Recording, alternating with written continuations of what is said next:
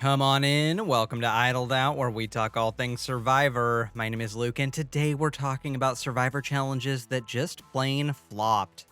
There's no way around it. These ones are stinkers that just didn't work at all.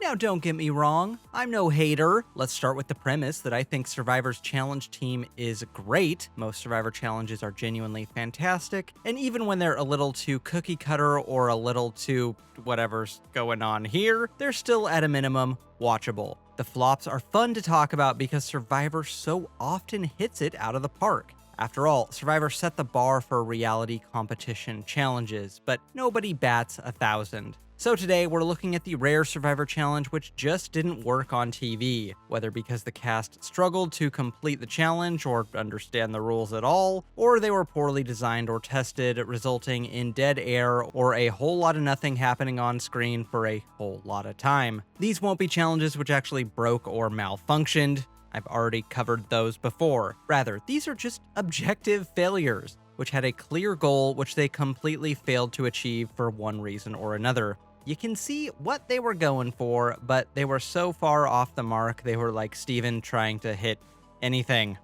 Finally, this is not all-encompassing. At the end, I want to know what Survivor challenges you thought were total flops and which didn't work for you. Let me know in the comments. I know I didn't get them all here. So put on your lacrosse uniform, stilt walk on over, and don't forget that rice fuels us as we talk about Survivor challenges which straight up flopped.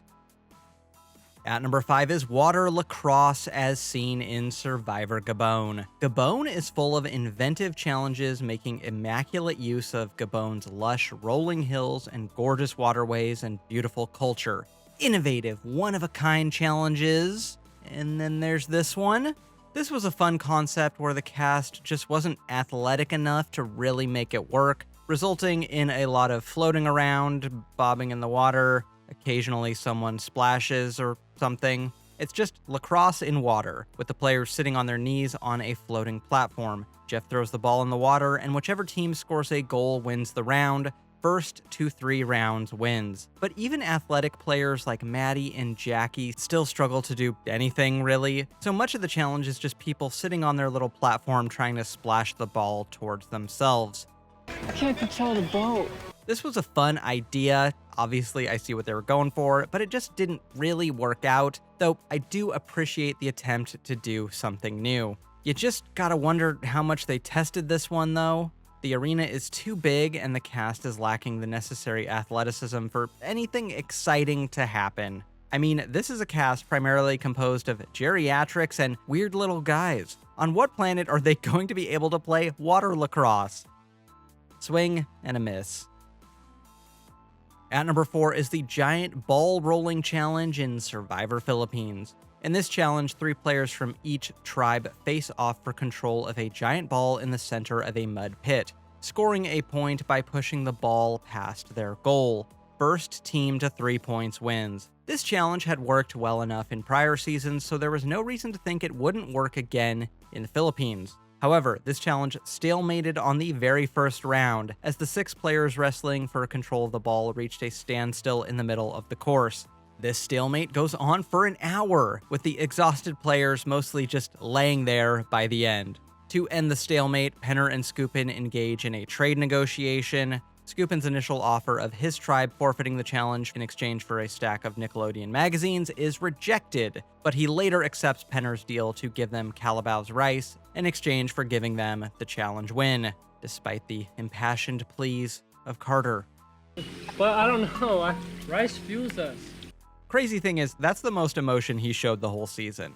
Look, unless the challenge is specifically literally standing around, any challenge that ends in standing around has to be viewed as a failure, and any challenge that ends in players laying around for extended amounts of time has to be viewed as even worse than a failure. And that's probably why, despite this challenge's past appearances working just fine, we never saw this one again. Even Jeff was bored after a while. His snappy, ball-related one-liners nowhere to be found. And that guy loves talking about balls. At number 3 is the opening hero duel between Coach and Ozzy in Survivor South Pacific. This was designed as a duel where Coach and Ozzy were supposed to put up or shut up in a showdown between these two Survivor icons. A chance for them to show their new tribes why they were lucky to be graced with such Survivor royalty. A chance for them to win glory for themselves and Flint for the tribe, and by the end of the challenge, they just look like deer in headlights. First, they have to climb a 12-foot tower to retrieve a small turtle. So far, so good. Then they have to dig out some sand under a log and pull themselves through. A Survivor classic, no problem. Finally, it ends with the Great Equalizer, where they have to solve a Tower of Hanoi puzzle. Coach and Ozzy were pretty good at the first two things, not so good at the third part, because they clearly did not understand the rules of the puzzle. In this puzzle, you've got to move your tower from one platform to another platform, but you can only move one piece at a time, and smaller pieces can only go on bigger pieces. Rules which they both violated multiple times, causing Jeff to repeatedly chastise them. Instead of an epic showdown between Coach and Ozzy, this instead becomes a challenge between Stacy and Jim by proxy, who end up guiding these two from the sidelines for a long time. Ozzy, ultimately wins after much puzzle struggles. Players have been confused at puzzles before. That happens all the time. But this was supposed to be an awesome showdown between two Survivor greats, winning glory in the Redemption Island arena and earning their keep with their tribe. This was supposed to be a hero moment, but Survivor made the mistake of giving two guys who are not known for their puzzle abilities a pretty difficult puzzle if you don't know how to solve it, turning what was supposed to be a Survivor Clash of the Titans into a clash of whoever can shout the loudest from the bench. Coach is even visibly embarrassed by this whole thing.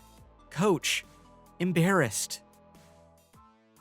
At number 2 is stilt walking, as seen in Survivor Marquesas. I've roasted this challenge so many times on this channel, and you know what? It's time to dig it back up just to bury it again. Survivor Marquesas' challenges are largely all terrible because it was a last-minute location change from Jordan. Go see my video on Lost Seasons of Survivor for more info on that. But none are as bad as stilt walking. Heck, at least in the kite flying challenge, they got the kites in the sky. Mostly. In this challenge, players would engage in one-on-one duels on stilts, trying to knock the other player over, the winner advancing to the next heat. Look, this is already a premise a bit too weird for a Survivor challenge. No offense to my audience of stilt enthusiasts, but this is a skill I primarily associate with creepy clowns. Far be it from me to besmirch anyone's hobbies. I talk about a 25-year-old reality show for fun. But you've got to admit, this is a strange thing to do. Add to that no one on this cast could even stand on, let alone walk on stilts. So each heat turns from who can win a stilt duel, which is already lame, into who can stand on stilts for more than 3 seconds. Player after player after player just fall off the stilts moments after stepping onto them, and only Vesepia and Tammy are able to take literally any steps at all. And they take like 5 steps, as opposed to the 0 steps the rest of the cast is logging. Again, the rest of the season's challenges were also cobbled together last minute, but they at least more or less worked as intended. But this was already a pretty bad idea, made exponentially worse by the cast's complete inability to walk on stilts at all. Oh, to be a fly on the wall at production during this challenge. How long into it did they realize this wasn't working? Okay, Haskell fell down, but he's an old guy. The general fell off, but, he's the general. Oh, Tammy can't even do this? Fuck. Get the kites back out. At number 1 is drawing rocks out of a bag, seen in Survivor Heroes versus Healers versus Hustlers. This had to be a last-second replacement, right? I'm breaking my own rules here on this list because this is one where the cast knew how to play the challenge, no one's confused, the challenge works as intended, it's just the worst challenge of all time. If the bar for this list is TV unfriendliness, nothing is less TV friendly than this. In this challenge, the castaways and their loved ones have to draw the same colored rock out of a bag to remain in the challenge. Draw opposite colored rocks, you're out. The last pair left standing wins. Yep, that's it. We've had games of chance before, but we've never quite had something as basic as this. A game school children wouldn't even play because even they'd think this is a waste of time. That this was for the biggest reward of the season is laughable, though Jeff does his best to wring every ounce of drama and emotion out of picking a fucking rock out of a sack. I also really love the idea of flying these survivors' loved ones halfway around the world just for them to stand there, pull a single rock out of a bag, then go home.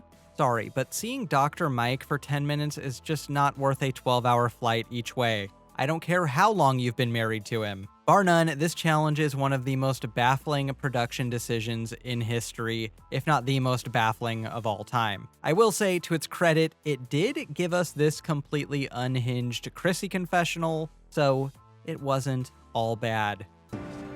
Poor Ben picked the wrong time to pick a fight with me because he did not get to see his sweet Kelly. And now I'm gonna make sure that he regrets that he ever crossed me. Chrissy, you drew rocks out of a bag. Let's not act like you did something skill-based like take 3 steps on stilts.